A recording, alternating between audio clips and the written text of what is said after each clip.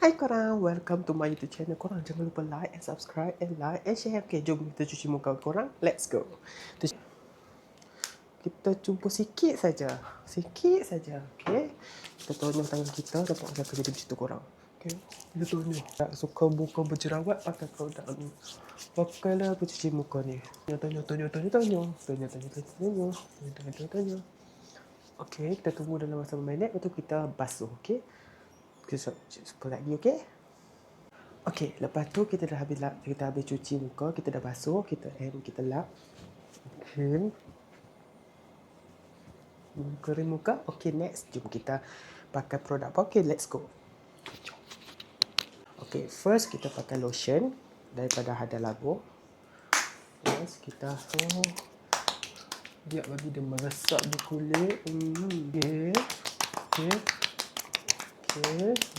Okey.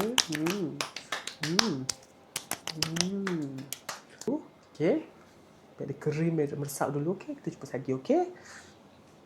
Okey, nombor 2 kita kena pakai dia punya serum. Oh my god. Serum dia.